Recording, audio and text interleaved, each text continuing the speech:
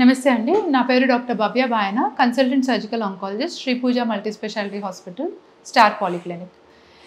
నేను ఈరోజు పాలగడ్డలు, రొమ్ములో పాలగడ్డల గురించి డిస్కస్ చేద్దాము.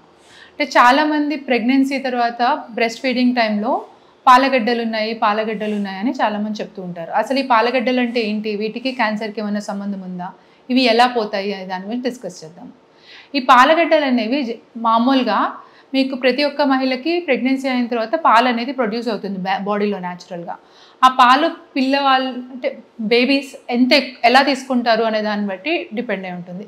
చాలామంది బేబీస్ మీరు అబ్జర్వ్ చేస్తుంటే స్టార్టింగ్లో పాలు సరిగ్గా తాగరు, నిద్రపోతూ ఉంటారు, బలవంతంగా లేపివ్వాలంటే వాళ్ళకి అంత రిక్వైర్మెంట్ ఉండదు. చాలామందికి మధ్య బ్రెస్ట్ అంతా లావ్ అయిపోయింది, నొప్పిగా ఉంది, ఎన్గార్జ్మెంట్ అంటారు, బ్రెస్ట్ అంతా లావుగా అయిపోయి షైనీగా అయిపోయి మిల్క్ లీక్ అవ్వడం కానీ. కొంతమంది పిల్లలు లేచున్నా సరే ల్యాచ్ అంటే సరిగ్గా పట్టుకోరు, నిప్పుల్ని సరిగ్గా ల్యాచ్ చేయరు. సో మీకు మిల్క్ ప్రొడ్యూస్ అవుతుంది కానీ బేబీకి సరిగ్గా తీసుకోవడం ఉండదు. సో మీ దాంట్లోనే మిల్క్ ఎక్కువగా ఉండిపోతుంది. ఇలా ఉన్నప్పుడు రొమ్ము మొత్తం లావ్ అయిపోవచ్చు. ఆర్ కొన్నిసార్లు కొంచెమే పాలు ఒక గడ్డలాగా ఏర్పడుతుంది, ఒక చోట గడ్డలా అయిపోతుంది.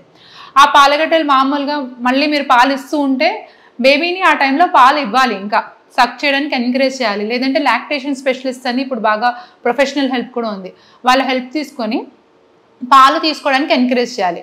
ఆ బేబీ సక్ చేస్తూ ఉంటే ఆ పాలగడ్డలు ఏమన్నా దారి ఇలా ఎక్కువ రోజులు ఎక్కువసేపు తాకుండా ఉందనుకోండి, ఈ పాలు అనేవి చిన్న ట్యూబ్స్ నుంచి వచ్చేలా వస్తాయి.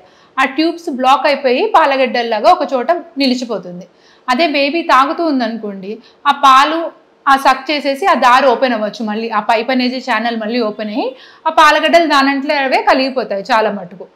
ఇలా కరగకుండా ఉన్న పాలగడ్డలకి ఏం చేయాలి అంటే ఏమన్నా వామ్ వాటర్, కొంచెం వేడి నీళ్ళతో కాపురం పెట్టుకోవచ్చు. లేదంటే మీరు మాన్యువల్గా ప్రెస్ చేసుకోవాలి, మాన్యువల్గా పంప్, లేదంటే బ్రెస్ట్ పంప్ ఆడచ్చు, లేదంటే మాన్యువల్గా ఎవాక్యుయేషన్ అంటారు, బ్రెస్ట్ పంప్ చేసుకొని పాలు బయటకు తీసుకెళ్తే తగ్గే అవకాశం ఉంటుంది. ఇది ఒక రకం పాలగడ్డలు. ఇవి జనరల్గా పాలగడ్డలు పాలిస్తున్న టైంలో వస్తాయి, వాటంతట్లు అవే పోతాయి. అండ్ ఇవేమి క్యాన్సర్ కింద మారే అవకాశం అయితే ఇవి జనరల్గా ఉండవు. ఇంకొకటి ఏంటంటే గెలాక్టోసీల్ అంటాం. ఈ గెలాక్టోసీల్స్ అనేవి ఎప్పుడు వస్తాయంటే మీరు పాలు ఇవ్వడం కంప్లీట్గా ఆపేస్తారు.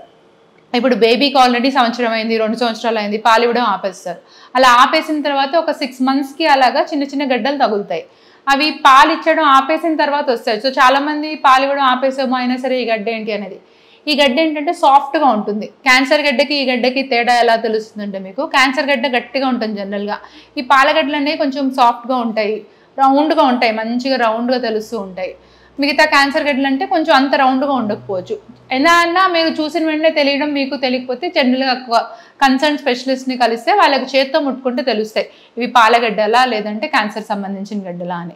ఇలా తెలిసిన తర్వాత మామూలు గెలాక్టోసీల్స్కి ఒక అల్ట్రాసౌండ్ స్కానింగ్, అంటే స్కానింగ్ టీవీలో ఇలా అల్ట్రాసోనోమామోగ్రఫ్ అంటారుగా, టీవీలో చూసుకొని ఇది ఎలాంటి గడ్డ అనేది, పాలగడ్డ అయితే క్లియర్గా మీకు అల్ట్రాసౌండ్లో తెలిసిపోతుంది.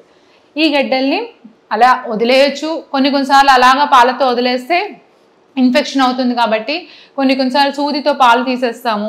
లేదు అంటే కొన్నిసార్లు ఆపరేషన్ కూడా తీస్తాం. కొంతమందికి గడ్డ మంచిగా లోపలంతా పాలు గట్టి పడిపోయింది, సూదితో పెడితే పాలు తీయడానికి పోవట్లేదు అనుకోండి, వాళ్ళకి కొంచెం ఆపరేషన్ చేసి ఆ గడ్డ మటుకు తీసే అవకాశం కూడా ఉంటుంది.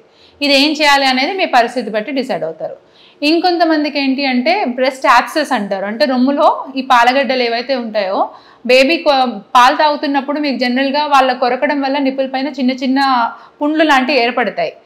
వాటితో వాళ్ళ పళ్ళ నుంచి వాళ్ళ నోట్లో ఉండే క్రిములు మీకు బ్రెస్ట్లోకి వెళ్తాయి. జనరల్గా మ్యాక్సిమం ఇవేవి హామ్ చేయవు, కానీ అప్పుడప్పుడు కొంతమందికి మాత్రం ఇలా ఎక్కువ పాలగడ్డల్లో ఉండి ఇలా బేబీ దగ్గర నుంచి ఇన్ఫెక్షన్ అలా ఏమైనా వస్తే కొంతమందికి బ్రెస్ట్ యాబ్సెస్ అని ఫామ్ అవుతుంది. ఈ బ్రెస్ట్ యాబ్సెస్ అంటే ఈ పాలగడ్డల్లో చీము పడుతుంది. చీము పట్టినప్పుడు ఎట్లా ఉంటుంది, మీకు బాగా పెయిన్ఫుల్గా ఉంటుంది. పాలగడ్డల పెయిన్కి దీనికి సంబంధం ఉండదు, చర్మం అంతా ఎర్రగా అయిపోతుంది, కొంతమందికి జ్వరం కూడా వస్తుంది. ఇంకా మీరు అది ఇమీడియట్గా నెక్స్ట్ డేకి అలా ఎక్కువ రోజులు వెయిట్ చేయలేరు, కంపల్సరీ హాస్పిటల్కి చూపించుకుంటారు. ఇన్ఫెక్షన్ అయిందంటే మీకే అర్థమవుతుంది. సో బ్రెస్ట్ యాబ్సెస్ ఒకటి అయ్యేది. పాలగడ్డలకి ఏమైనా రిస్క్ ఉంది అంటే కొంతమందిలో ఇలా ఇన్ఫెక్షన్ అయ్యే ఛాన్స్ ఉంటుంది.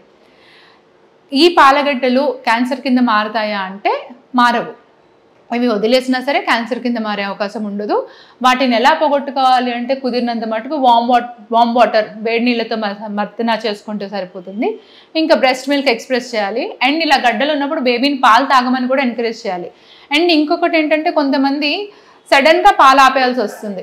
ఇప్పుడు బేబీ బ్రెస్ట్ మిల్క్ వీనింగ్ ఏం చేస్తారంటే ఆల్ ఆఫ్ ఎ సడన్ కొంతమంది పాలు ఈ రోజు నుంచి ఆపేస్తారు. మెల్లమెల్లగా ఆపేది వేరు, కానీ ఎప్పుడో ఒకప్పుడు ఆపుతారు కదా. ఆపినప్పుడు ఏమైందంటే 2-3 డేస్ తర్వాత ఇంకా పాలు ప్రొడ్యూస్ అవుతూ ఉంటాయి. అలా పాలు ప్రొడ్యూస్ అవ్వకుండా ఉండడానికి డాక్టర్లు కొంతమంది మెడిసిన్స్ ఇస్తారు. మొత్తం అయిపోయిన తర్వాత ఇంకా పాలు ప్రొడక్షన్ ఆగిపోవడానికి మీకు ఇబ్బందిగా ఉంది అన్నప్పుడు మెడిసిన్స్ ఉంటాయి. ఆ మెడిసిన్స్ తీసుకునే ముందు ఒక జాగ్రత్త తీసుకోవాల్సింది ఏంటంటే, ఆ ట్యాబ్లెట్ ఏదైతే పాలు మొత్తం ఆగిపోవడానికి వేసుకుంటున్నారో ఆ ట్యాబ్లెట్ వేసుకునే ముందే రొమ్ములో ఎంతైతే అంత పాలు ఉన్నాయో అంత తీసేసేయాలి. ఆల్రెడీ నిండిపోయిన రొమ్ము మీద ట్యాబ్లెట్ వేసుకున్నారనుకోండి, మళ్ళీ మీరు రొమ్ము నొక్కి తీసారంటే ఇంకా పాలు ప్రొడ్యూస్ అవుతూ ఉంటాయి. సో మళ్ళీ నొక్కలేరు, అంటే బ్రెస్ట్ పంప్ చేయకూడదు. మళ్ళీ ట్యాబ్లెట్ తీసుకున్నాక మీరు పంప్ చేస్తే ఇంకా ఎక్కువ ప్రొడ్యూస్ అవుతాయి కాబట్టి పంప్ చేయకూడదు. సో ముందే మొత్తం మిల్క్ అంతా పంప్ చేసేసి తీసేసి బ్రెస్ట్ ఎంటీగా అనిపిస్తుంది కదా, అలాంటి టైంలో ట్యాబ్లెట్ వేసుకోవాలి. లేదు మీరు ఆల్రెడీ బాగా నిండుగా ఉన్న బ్రెస్ట్ పైన ట్యాబ్లెట్ వేసుకున్నారంటే ఆ పాలు దాంట్లోనే ఉండిపోతాయి, ఆ గడ్డల కింద ఫామ్ అవుతాయి. మళ్ళీ అది మీకు కొంచెం ఇబ్బంది, మళ్ళీ తగ్గిపోతాయి, ఒక వారం 10 రోజులు తగ్గిపోతాయి. కానీ అనవసరంగా ఈ వారం 10 రోజులు కొంచెం ఇబ్బందిగా ఉంటుంది. సో ఇదొకటి. ఇంకా పాల బిడ్డల గురించి ఇంకేమైనా డౌట్లు ఉంటే కామెంట్ సెక్షన్లో కామెంట్ చేయండి, చూద్దాం. థ్యాంక్ యూ అండి.